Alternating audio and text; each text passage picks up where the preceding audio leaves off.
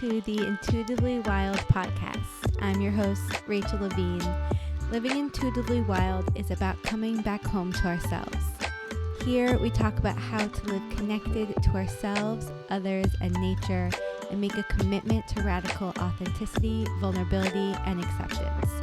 On this podcast, we delve into a wide range of topics that span the human experience. We peel back the layers and talk about the things that are often not talked about. This is a space for us all to walk and wander this path of life together. Let's dig into our roots and go deep. Hello, welcome back to the Intuitively Wild podcast. Today on the podcast, I am joined by Caroline de Posada. Caro is so many things. She's a mom, wife, entrepreneur, and she has this infectious energy that I think you all will hear throughout this episode. Caro grew up with a dad who was a motivational speaker. When she started her career, she was an attorney, but as her dad passed, she realized her desire to follow in his footsteps and forge her own path as a motivational speaker. So that's exactly what she did, and that is one way that she shares her infectious energy. She's also a mentor and has written a book.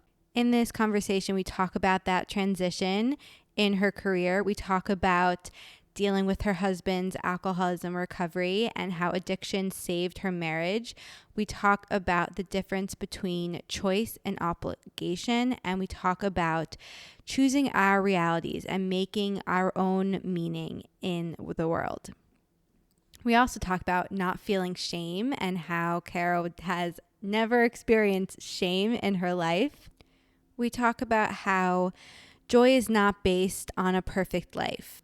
Caro shares how she has chosen to feel joy and how she embraces the beauty and the magic in life every single day.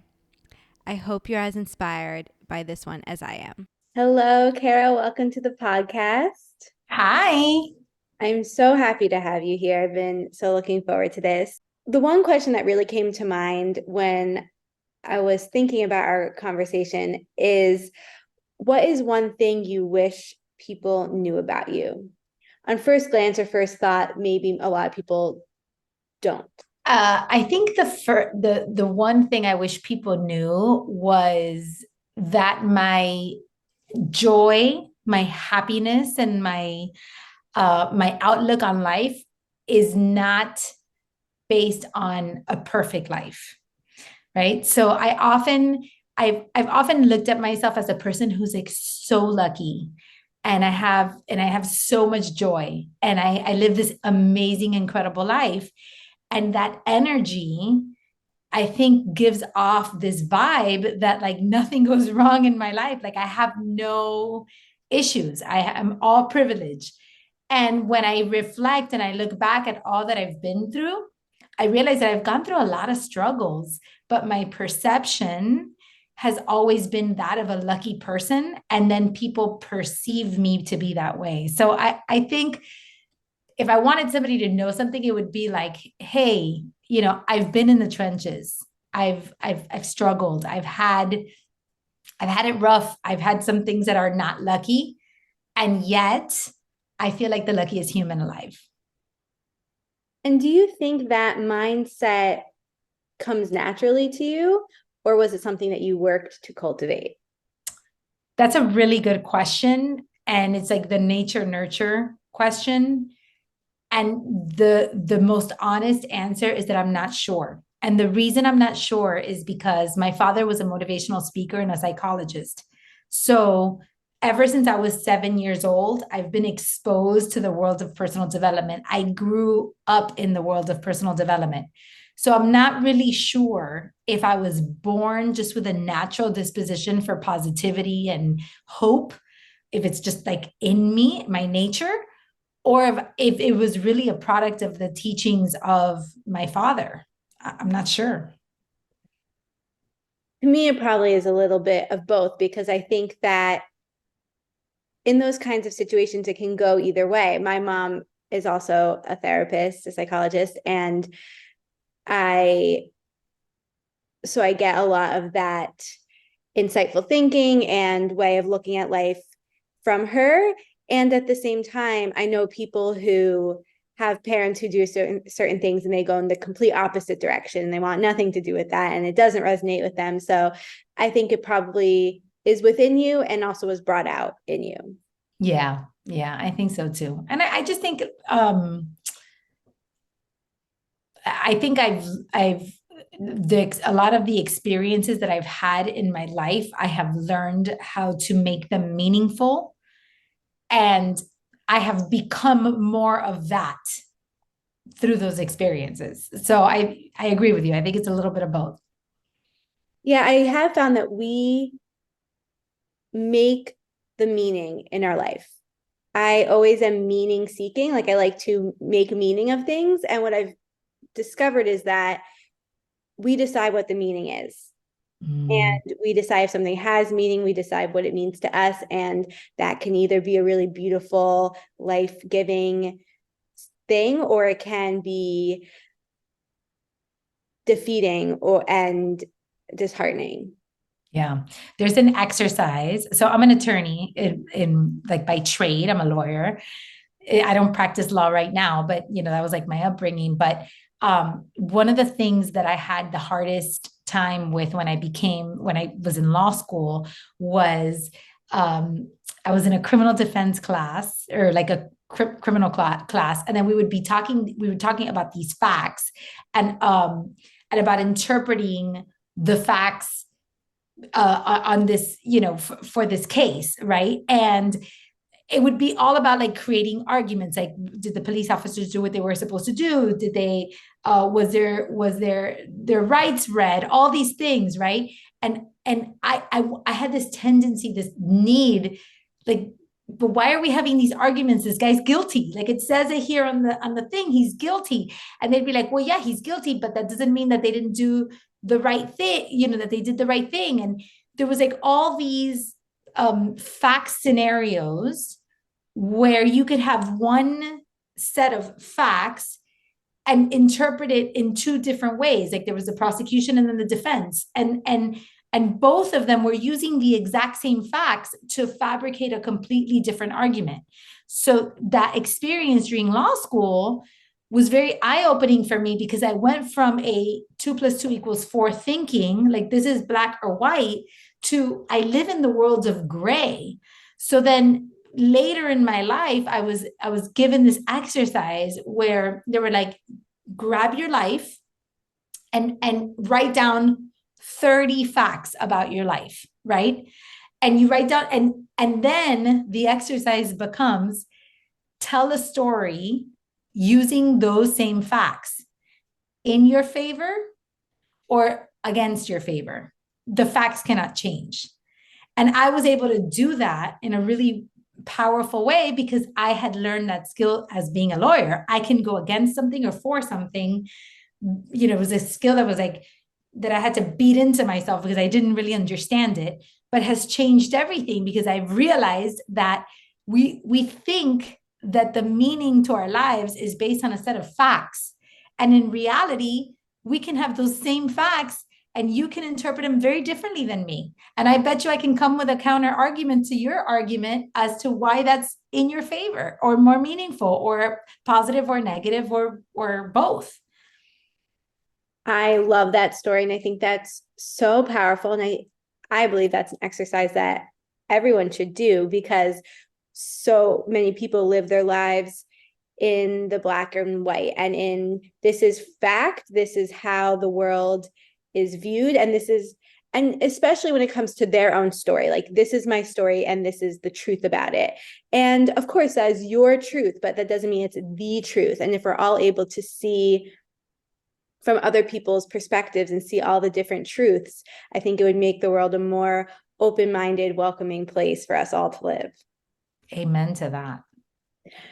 So how did you make the switch from attorney to motivational speaker and all the work that you do now? So I prefaced it by saying that my father was a motivational speaker, and that really was the introduction into this world that I am in now. Ever since I was 7 years old, I loved the work that he did, and he traveled the entire world. And whenever he was in Miami and he would deliver speeches, I would attend his conferences, and I would be in the front row taking notes, and I would look at his videos. And he very much made me a partner in his journey. And every year he used to attend this conference called the National Speakers Association. And when I was 13, he took me because they had this youth program.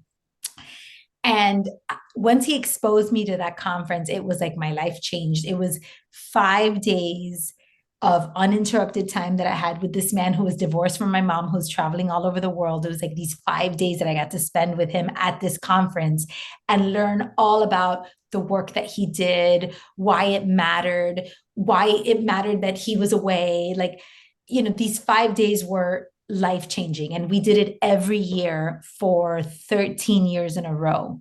So I was very much immersed into his world as his partner and as his front row fan, right? And I had no problem with that. So I became a lawyer because I looked at my father's career and his life as a career that a man got to have, but not necessarily a woman. Because in my train of thinking, talking about these facts, right? Like my train of thinking was, okay, if you're going to be a speaker, a motivational speaker, and you're going to travel the world, well, something's got to give. So that something that's got to give is your family. That's why my dad's divorced. And he gets to do that because he's the dad and he can be there for me in like a totally different way. But I still have my mom at home every day with me. So in my mind, because I was the woman and I was like the mom, I wanted to be a mom. I wanted to be a wife. I wanted to have a family. His career was something that I loved and admired, but certainly did not want to do for myself. So I become this lawyer. I have like a regular job. I'm home with my kids. I have a husband. I have this whole family life. And he gets sick. And when he gets sick, him and I had just started to like play with the idea of writing a book together and kind of like doing some work together. And something had awoken in me of like I'm supposed to do this work too. But I had no problem like letting him be that shining star and kind of like just sitting in the front seat. But when he got really, really sick and he was going to pass away, and I was like sitting at his deathbed, I remember feeling not only the loss of this man who's like my soulmate, but feeling like that I was going to lose his world, that I was going to lose access to this part of my life that made me feel alive. Like the personal development world was like my religion. And I loved it. And I remember sitting at his deathbed and saying to him, like, Dad, like, I don't know what I'm going to do. Like, when you're gone, like, I'm going to be lost without you. Like, and I'm not even like, it's not even just about you. It's also about like the work that you do. I'm losing our world. And I don't know how to find it if you're not there. And he looked at me and he said, oh, my dear, you don't have to worry about finding the world because the world is going to find you. And that was like the beginning. And after he passed, I felt like this very strong calling that I was not going to let the work die. And I was not going to let that world die. And he was right. It found me. Like it's been a vocation. I feel like it's called me. I transitioned my career. It took me a few years to do so, but I left the law and I dedicated myself to writing, to blogging, to inspiring, to speaking, and eventually led me to life coaching. That is such a good example of how our beliefs, our interpretation of the truth lead us to make decisions that are not genuine to who we are or genuine to our authentic wants and desires.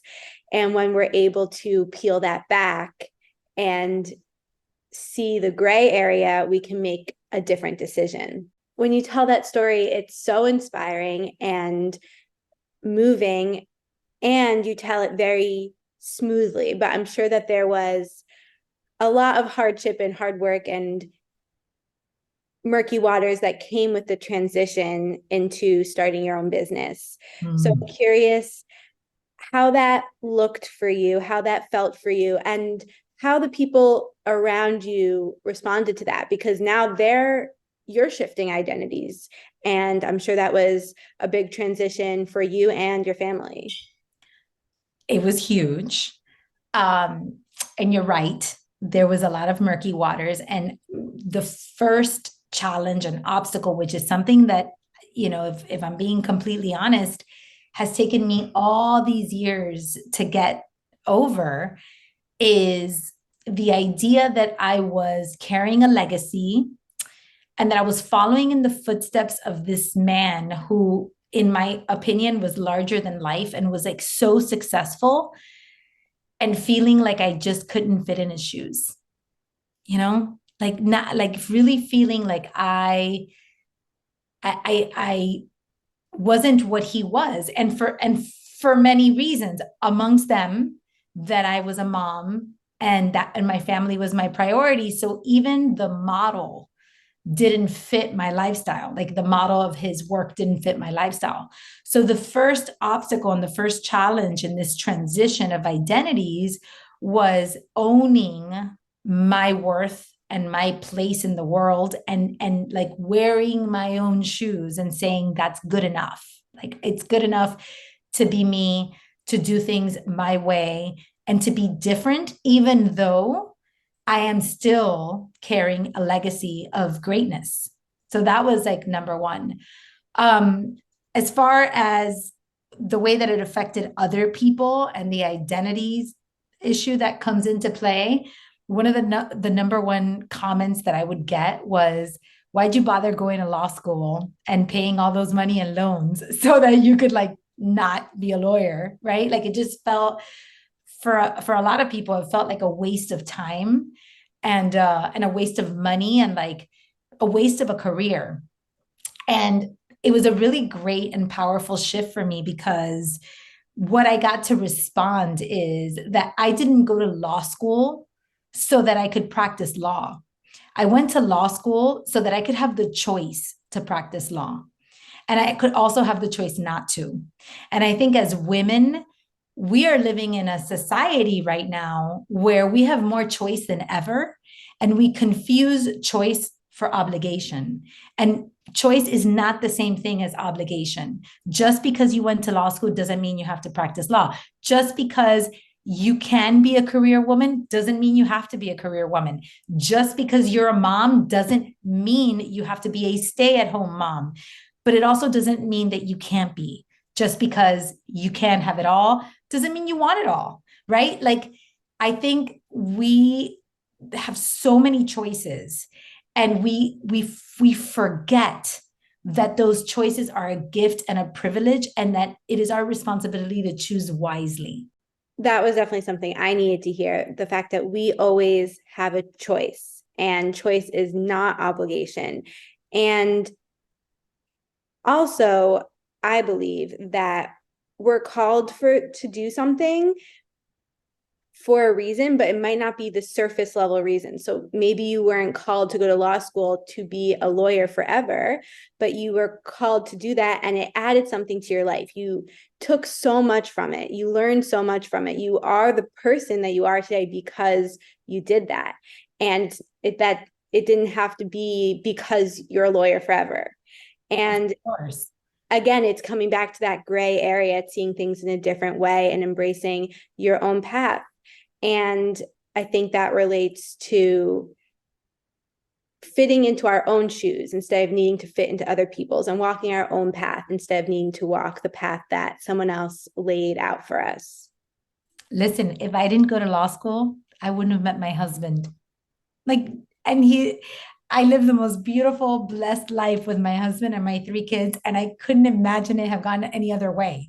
So Mhm. I would pay $300,000 in law debt all over again to have lived the life I live today. Yes, and that's the mindset we have to have, because we can always look back and be like, "Oh, shouldn't have done that, or I could have done this differently." But no, absolutely, you couldn't have, and you shouldn't have. No, No. And I think also something that's worth noting, because you talked about feeling called to something. Um, and here's what's interesting.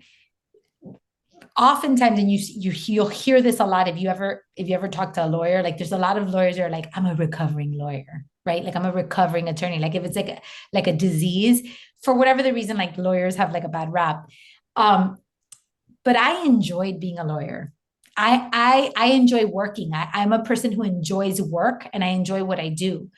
But in looking back at my life, one of the things that I've realized is that when I was a lawyer, I was a life coach. When I was a kid, I was a life coach. I've always been a coach. Like I have always been the kind of person that was brought into this world to inspire, to redirect, to spark change, to shift perspective. And when I was a lawyer, I would do that in the setting that I was in. I mean, there was a funny story. I was a condo lawyer, and I would have to, like, when people didn't pay their condo dues, I would have to evict them. Can you imagine, like, a life coach who's like lives for motivation and positivity, like evicting people? It just seems like so out of nature, out of context, out of nature. But I would take that opportunity to really connect with the people that I was coming against. And I remember one day, it was Mother's Day, and I received a bouquet of flowers. And my law partner got the flowers and the card, and it was a person that I had evicted. And he was thanking me for having given him so much counsel and allowing him to change his life. And like he was starting this new chapter in his life, him and his wife and his kids. And they had been evicted. And my law partner said, "You're the only lawyer in the history of the world that has ever evicted someone. And they send you flowers, like thanking you for that." But it was because I was truly in that moment utilizing my calling of being a life coach through the avenue of being a lawyer. So I was still bringing purpose and meaning to what I did. And because of that, I loved the work that I did, and I did it well. And then when I had the opportunity to do something bigger and step into more of what was my nature, I took that opportunity, which was when I changed my career.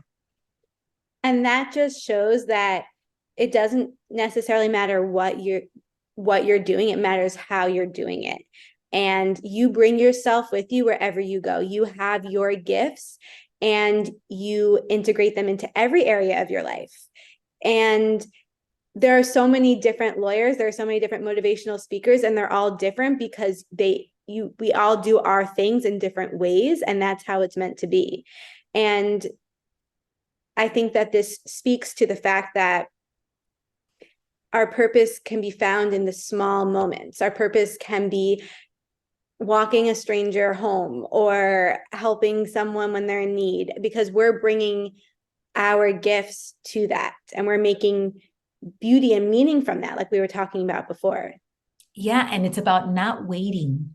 Like you don't wait to be famous to make an impact. You don't wait to be a life coach to inspire people. You do what you are meant to do well within the circumstances of that you've been given as you become the greatest version of yourself, right? Like, even if you're driving Uber to like pay the bills, but you want to be a writer, you don't wait until you get the writing job to be able to be a writer. You write while you're the Uber driver, right? Like the idea is bring, do the work, like do the work no matter where you are at, and honor the calling no matter what you're doing. And your podcast is called Intuitively Wild, and part of being wild and intuitive is being brave enough to be you in whatever setting you're in, no matter what it is. I mean, to me, that is one of the core components of living intuitively wild, is being able to show up as your authentic self, which is hard and it's scary in any situation, no matter what. And that is how we live a life on purpose with intention and are fully alive in our lives. I want to slightly transition because there's another topic I really want to touch on, which is your husband is in recovery for alcoholism. And so I would love to hear about that story and how that unfolded for you, because I know for a while you were together before you had this awareness around the situation. So I'd love to hear how that unfolded. Well, so we had been together for, now I lose track. This happened, I discovered that he was an alcoholic in 2014. We've been together since 2005. So we've been together for a long time. And I always suspected that he drank too much. I'm not a big drinker, but he comes from a family of big drinkers. So I can never really identify whether it was a cultural norm and I just was outside that culture because I've never been one to drink. I never could pinpoint, like, is there something wrong with the way that he drinks? Or is it that I haven't been exposed to that because my father never drank, my mother doesn't drink, I don't drink. It's like not a big thing in our family. And he comes from a family of drinkers. So for a long time, it was not an issue, but definitely something that always like felt abnormal to me. But I would say that when he really went into like a dark, deep, dark hole, when he like reached the peak of what we would call a disease, like when, there's a saying with alcoholics that um, um, a cucumber can become a pickle, but once a pickle, always a pickle. Mm. Right. So I think he was a cucumber for a really long time and not really a pickle. But there came a point, there was like a transition where he became a pickle. And that was like in 2012. I didn't get the memo. I had no idea. It happened subtly and it happened like almost like under my nose where I couldn't see it. But at the same time, I was raising three small children. We were like in the middle, like the middle years. Um, it was at the time when my father was very ill and I really was focused on his care. I was his primary caregiver. So it was kind of like one of those whirlwinds where it was a perfect storm. I was working as a lawyer, taking care of a sick father, raising these three little boys, and my husband was spiraling and I I knew it and didn't know it. Like, and I wasn't connected to my intuition enough to be able to listen for the signs. And maybe at that time that was a good thing because maybe I wasn't even ready to listen to the signs at the time. But the way that it unfolded was one random Tuesday. I was in my office. I was going downstairs to the office parking lot where he was going to drop off some paper or something. He pulled up. I walked over to to his driver's side window. I went in to give him a kiss as he was going to drive away. And from the corner of my eye, I saw a half empty bottle of vodka on the side of his seat. And I knew in that moment, like all my suspicions and my fears were confirmed. And I knew like, and he had been spiraling and I had already started to notice. And that was like the beginning of really discovering the depths of what a deep, dark place he was in at the time. One thing I want to highlight that you said is maybe it's good I didn't know yet, or I was disconnected from my intuition because I wasn't ready. And I think that sometimes being disconnected or not being able to acknowledge what our intuition is telling us is a coping mechanism, is a safety mechanism that protects us, because sometimes we're not ready yet. Sometimes it's not the time yet. And that is okay. And when you need to know. Yeah, I got nudges. I had nudges along the way, like I'd always had nudges. Um, but there was so much I didn't see. There was so much I didn't see. And maybe, and again, maybe that was a good thing because I think that I found out at a time when he was really like at his rock bottom. And it was kind of like the culmination and sometimes those are the moments where all the change happens. I don't know, but I can tell you that we get the same set of facts. and we can tell a different story. People are afraid of addiction. People are afraid of the word, that word alcoholic. It's like a strong word, like being in recovery. That feels like a strong word. I believe addiction saved our marriage.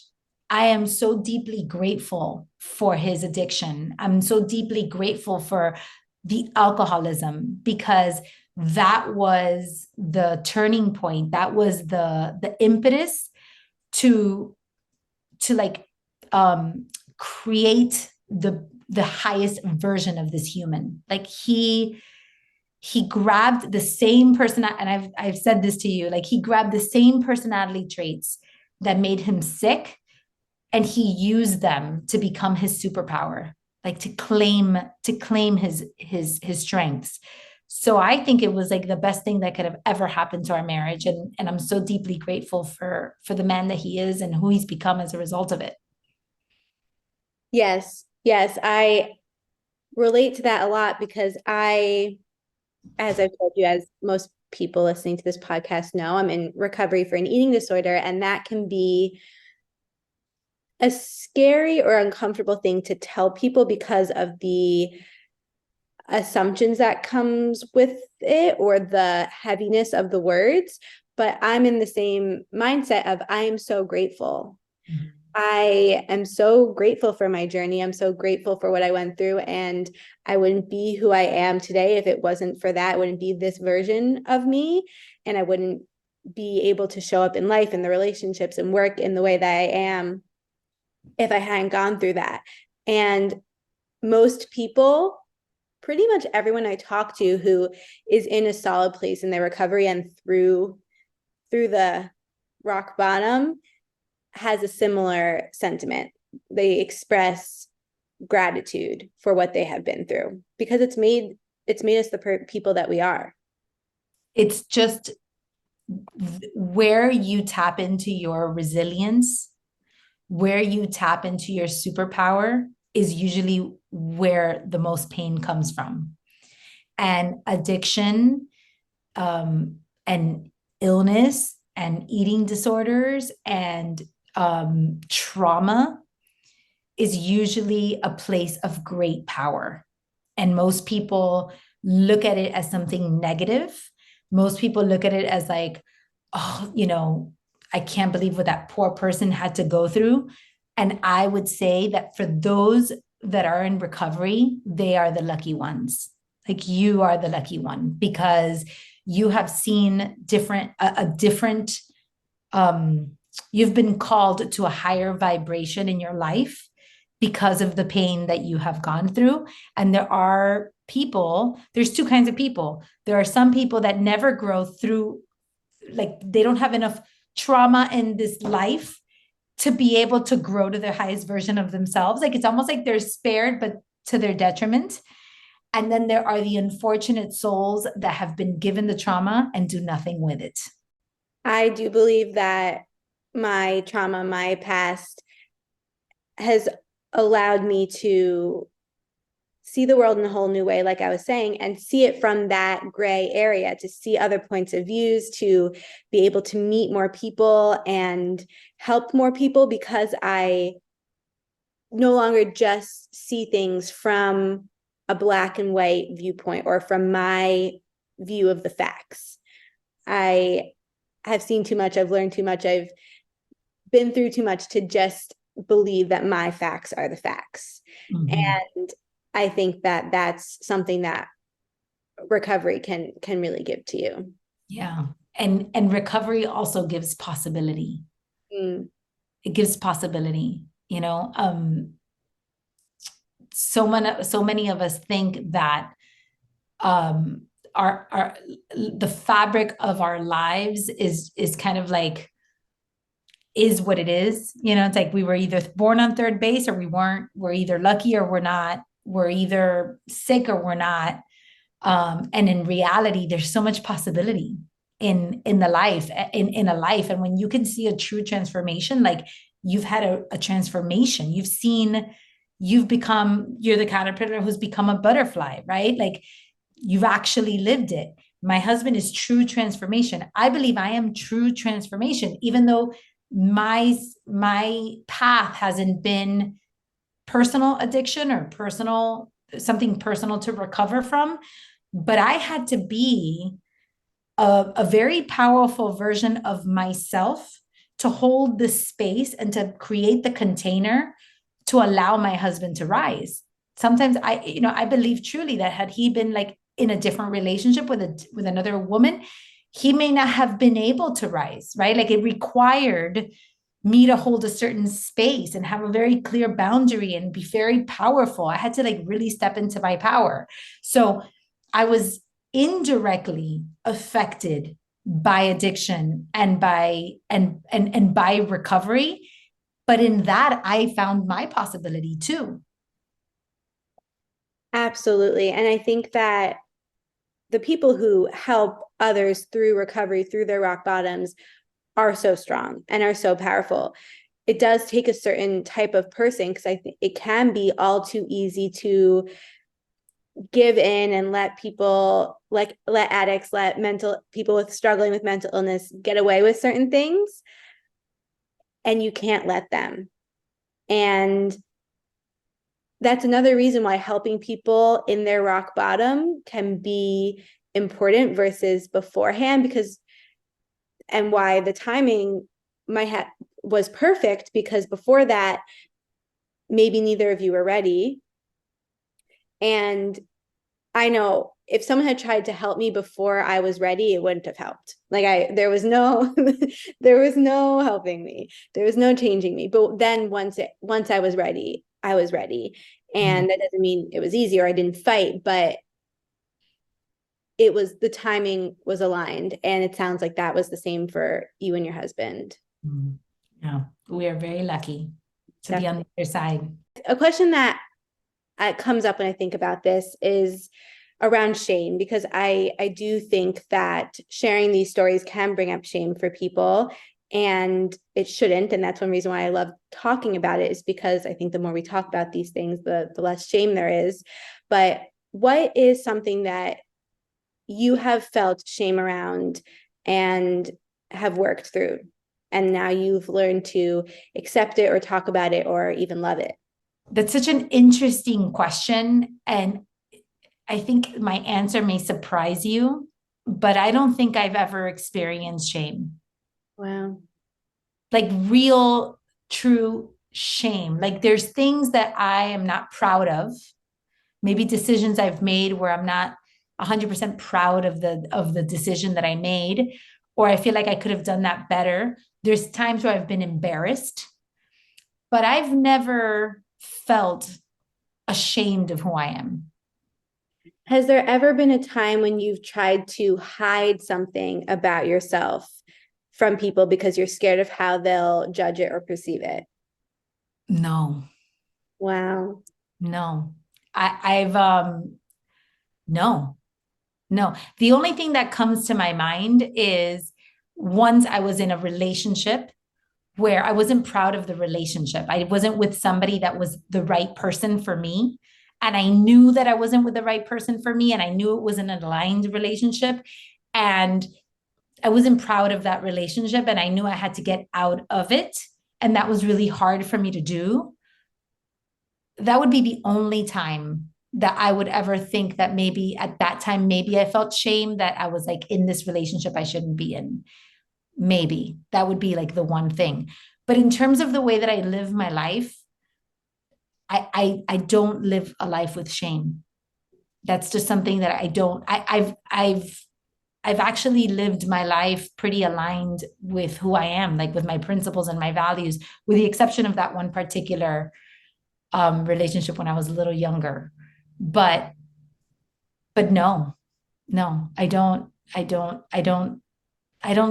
walk in shame. It's not something that I do. I mean, that's amazing. I can't. Well, for me, when I feel shame about something, or I have in the past, it's not about something I've done that I feel shame around. It's not something that has been out of alignment with my values or that I should actually feel shame around. It's something that society has, or I've thought society has told me to feel shame around. It could be around my body. It could be around not being as successful as I want to be, or not being perfect, or X, Y, and Z, those kinds of things. That's more so how where shame has shown up in my life. The way you speak is so embodied and confident, and it's cool to hear that that's been something that has come so naturally to you. Well, it's funny because my dear friend Nikki Novo, she jokes with me sometimes that I got too many hugs as a child. And here is what's fascinating, and I think this is such an important thing. And you haven't started having children yet, right? So Than my dog. this is like a good precursor, but this is such an important thing, and I think it's so powerful. Between my parents, they were divorced 9 times. My parents were divorced 9 times. I grew up with like an abusive stepfather. I had a lot of and when I say abusive, like not sexually, like it was like more of like an emotionally abusive stepfather. He was just an asshole. Sorry for the curse word, but he was just a jerk. My father was traveling all the time. I've been exposed to a lot of instability in my life. And there was a lot of things wrong in my upbringing, except one thing. And that is that both my parents loved me unconditionally. They just loved me as I am, for who I am, just unconditionally, both my mother and my father. So despite their instability, despite the chaos, despite growing up in a household where there was fighting and there was trauma and there was drama and there was financial problems, despite all of that, I grew up in love. And I can't tell you that that's exactly the reason why, but I do believe that fundamentally, the reason that we feel shame is because somewhere in our childhood, we are not loved unconditionally by the people that are supposed to love us. So many people are afraid of making mistakes with their children. Like they're afraid of getting divorced for the kids. They're afraid of their kids seeing them as not successful. Like they try to create these images for their kids, or they try to like give them material things, to buy their love. Like they try to prove their love in all these different ways. And what I think is none of that matters. Divorce doesn't cause trauma. Financial troubles doesn't cause trauma. Instability doesn't cause trauma. People cause trauma. Their response to it causes trauma. So in my case, there was definitely trauma, but there was so much love. And maybe that's why I don't feel shame, because I got a lot of hugs when I was a kid. And for that, I feel very privileged. And it's like we spend our whole lives trying to do onto our kids differently than what was done to us.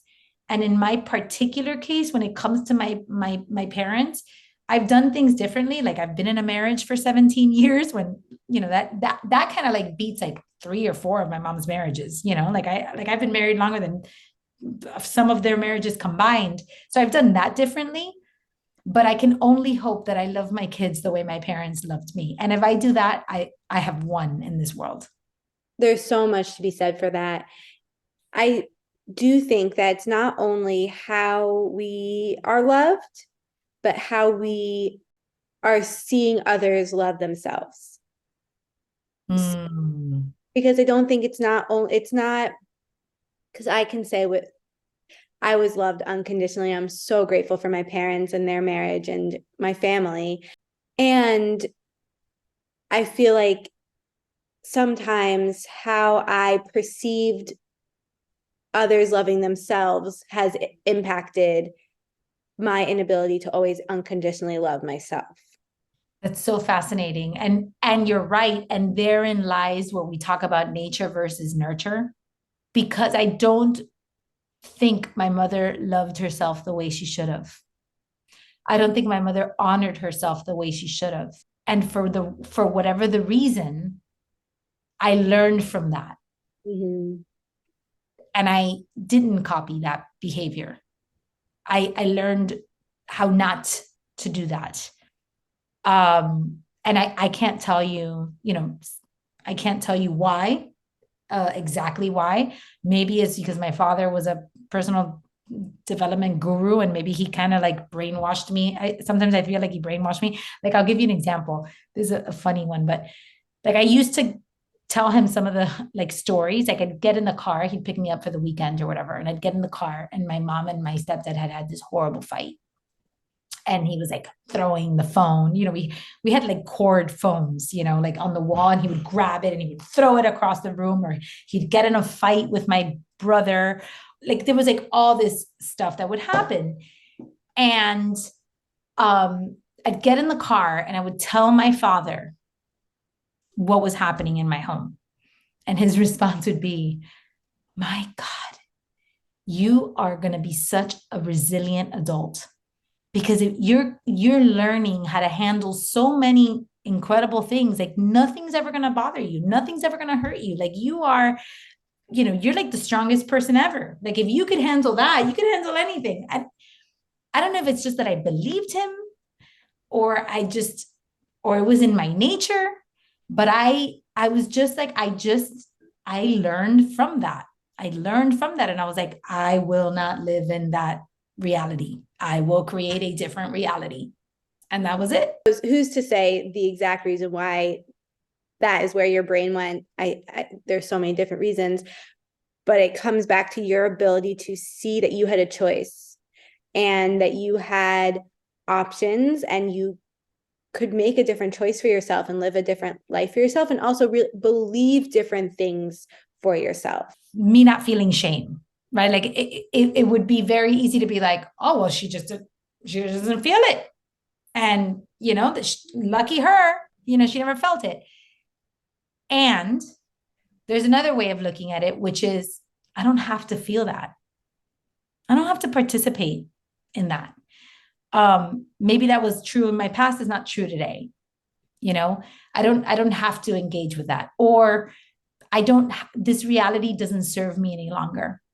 And I just don't want to live in that reality. There's many realities that no longer serve me. And I have to be ready to shed those realities and create new ones. But we learn, we grow, we evolve, we adapt, and we let it serve us. Yeah, we make the meaning. And there are so many realities that I have had to let go of in order to stay in recovery, release shame, become this new person I want to be. And some days that feels natural and that feels really good, and some days it feels really hard and forced. And it's a journey. It's not always easy to let go of these thoughts that have become so ingrained in our brains. And it does often come back to timing, to just being ready to choose a new reality. And it's important to be kind to ourselves and soft with ourselves and let it take its time if we're having a hard time transitioning from one choice to the next. Absolutely. One thing, so shame is not my thing, but one thing that I do struggle with is anxiety. I often get these anxious feelings, like, and oftentimes they come out of nowhere. And you'd think like, well, there's nothing wrong. Like, why? And all of a sudden life seems so much more difficult from that anxious state. And life kind of takes that all or nothing thinking, where all of a sudden you're like, I can't make anything work. I can't do anything today. I'm failing at life, right? Like everything goes into that all thinking when you come from that energy. And there's this beauty in creating tools, like having a toolbox where you can go in there and shift yourself into that energy. So like with you, there are going to be days where maybe your comfort level reverts you back to like an old identity pattern or an old habit that used to feel normal. For me, maybe it's anxiety. And then you're like, Well, what are my tools in my toolbox? Maybe I can dance. Maybe I can move my body. Maybe I can smell something that like shifts my energy. Maybe I can go and sit by the water. Maybe I can listen to some music that moves my soul. Maybe I need to call a friend and laugh a little bit. Maybe I get to do things a little differently today and give myself some grace and some patience. And just that awareness and that openness of not judging yourself for feeling that way, but rather dipping into that toolbox and like and knowing that you have the choice to shift that energy is one of the most empowering things that we have as humans. Absolutely. I'm also someone who struggles with anxiety, and it's for me, managing it is a combination between allowing myself to sit with it and feel it, and also having the tools to know that I can get myself through it. And also reminding myself that when anxiety is coloring my world, I can't make decisions from that place. I have to remember that it will pass and I'll be able to see things more clearly. It's very wise. That's what gets me through. Okay. I would love to know, what does your connection to your intuition look like, feel like? How does your intuition speak to you? And is your intuition a part of your life? Yes, absolutely. The way my intuition comes to me, I feel like they're through downloads. Like I get downloaded information. I don't necessarily like have visions. I don't know that I hear it, but I hear it. I don't know if that makes sense, but I get downloads, and it's usually like in the form of words, right? So I get like messages in this form. I consider myself to be a storyteller. Like I think in terms of story, right? And stories become very powerful in my brain. So I think that's how I connect to my intuition, is through downloads and through story.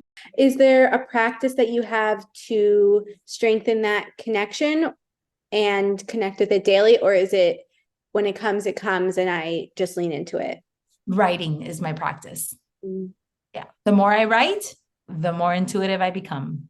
Do you have a structured writing practice, or is it journaling? Is it writing for your work? What is that work? Both. I journal.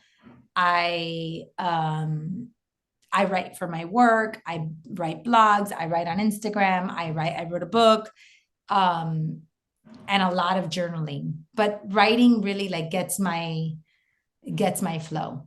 The older I get, the more intuitive I think I become. But it's not because I have intuition now that I didn't have before.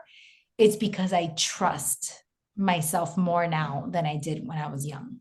And what, if you know, allows you to trust yourself more now? Belief that the answers are within me. I think that's what really allows me to just, I've always had it. This is an interesting thing that happened to me. When I was young, I was unknowingly very intuitive, and I was bold and I was courageous. That doesn't surprise me. Thank you. When I got married and I had my first kid, it was like they sucked all that out of me. Not my husband and my kid, like myself. I lost connection with my knowing. I started like reading every parenting book on the planet. I wanted to do everything right. I didn't want to make the mistakes my parents had made. I was like very cautious. I was very cautious, and I didn't trust myself. I lost a little bit of that trust. When my father died, that's when I had really lost trust. Almost like I almost felt paralyzed. Like I did not know how to go forward on my own intuition. And I hired a coach. I processed my grief. I went through I kind of like started like exploring and doing the work. And there was a point in time where I remembered who I had been. And when I remembered that version of myself, I was like, I was tough as nails. I was bold. And I lost myself in trying to be, I don't know if I was trying to be perfect or if I was trying not to make a mistake. I was trying not to fail so desperately, maybe, that I lost the trust in myself. And I've had to work my way back to that person. So I am more today like that 20-year-old version of myself than I was at 30 or 35, because those years I was kind of like walking on eggshells, I think. I think it's common for many of us to go through that phase where something happens and we have that disconnection point. And for a lot of us, it's a lot of inner child work and getting back to that younger version of ourselves that was so free and confident and authentic. And a common tendency when we're going through that disconnection phase is to turn to the outside noises to tell us what to do and to rely on all the external thoughts and opinions, like you were when you were reading all those parenting books and all that stuff. And it's about turning back inwards and also finding the people that we can trust, like a coach, a mentor, a therapist, to help us turn back inwards and reconnect to ourselves and hear our own voice. And it's often stronger coming out the other end because we know what it's like now to be disconnected, and we've reconnected. We've come back to that center place, and that helps us trust even more and lean even more into our intuition. Absolutely. And I don't regret reading the books. I don't regret learning at all. Like, it all served me. There was at some point an inability or a lack of critical thinking on my part where I could be like, I agree with this. I don't agree with this. This serves me. This doesn't serve me. It was kind of like, well, this says this. And do I have, I'm whatever this says is whatever I have to do. And in reality, we have to be thought leaders. We all have to be thought leaders in our homes, in our businesses, in our lives. Like, we have to be able to read something and say, I agree, I disagree. This works, this doesn't work. This doesn't serve me right now, right? And that is what I had to step into, that version of myself. And now I just feel so much more liberated. I'm going to give you an example. This Friday was my birthday, and my son was having surgery. He had a cyst in his eye, and it developed out of nowhere. He got the cyst, and I had to take him to like an eye specialist to try to figure it out. And they were telling me that he had what's called a dermoid cyst. You're born with it, blah blah blah. But when my son was 3 years old, he fell playing with his older brother. He fell. He hit his head against the edge of his bunk bed. And the cyst developed in the same spot where he got hit at 3 years old.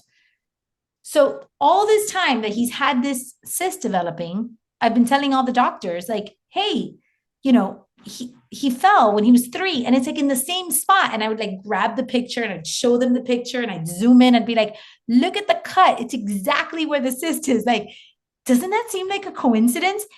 I didn't know what it meant, but I was like, it feels like it's correlated. And these doctors would be like, it's not correlated. You're born with a dermoid cyst, just a coincidence. He had trauma there. He has a cyst, nothing to do one with the other.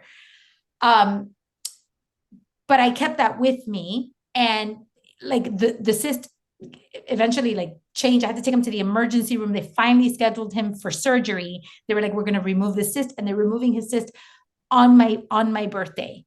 And on my birthday, he's sitting there with his little cap on, and I have my cap on, and the surgeon comes in, and the surgeon is like brand new, never met this guy before, comes in, tells me what he's going to do to my son's eye, what to expect, etc. And I pull out my phone, and for the 77th time, I'm like, I just want you to see this picture. I wanted you to know that when he was 3, he fell and he hit his head on the edge of the bed. And I just want you to see the gash. And I know maybe I'm being redundant, but I just want you to kind of like know the history so that you know everything when you go in there. And he was like, okay, thank you, and kind of went in. Well, when he came back out, he's like, you're never going to guess what I found. I'm like, what?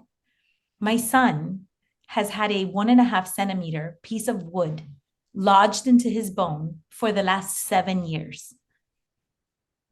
That is what developed the cyst.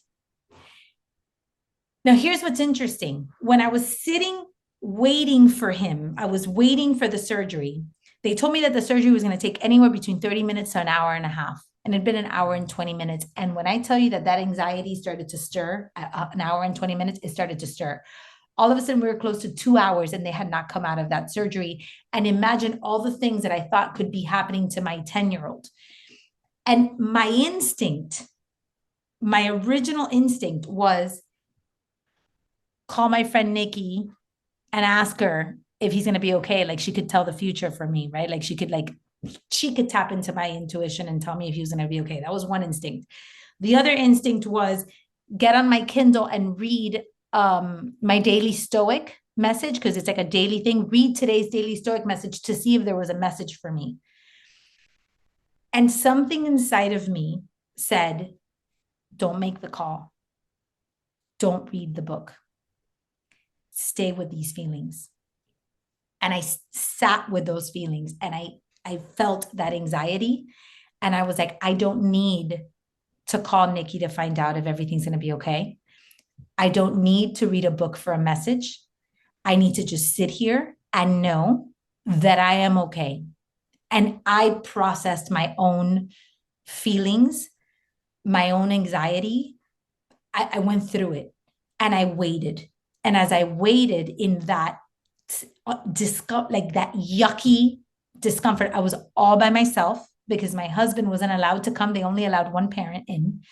And I was like, in that yuckiness, I see the doctor come and he tells me, had you not told me about his history, I would not have known how to identify the matter that I found in his bone. But because you told me about his accident, I went deeper and I made sure that I got all the wood out.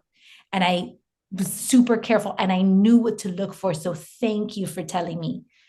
And you don't know how lucky you got that nothing worse happened to him. Like, this is a miracle. Your son is a walking miracle that he has had this piece of wood in his eye, in his bone, and he's never had a fever. He's never had an infection. It didn't go to his brain. It didn't puncture his eye wall. He didn't go blind. He didn't die.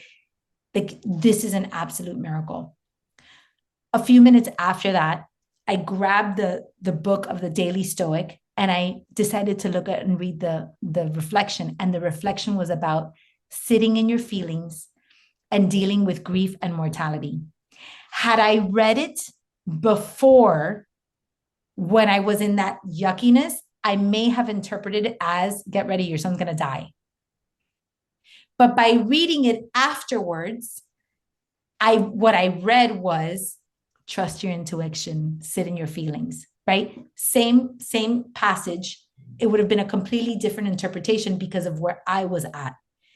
And I saw myself in that moment and I said, I have grown as a human because I trust myself in my communication. I trust my intuition. And even in uncertainty, I don't need to look outside of myself for answers. I know the answers are within me. And regardless of what the result is, I am going to be okay.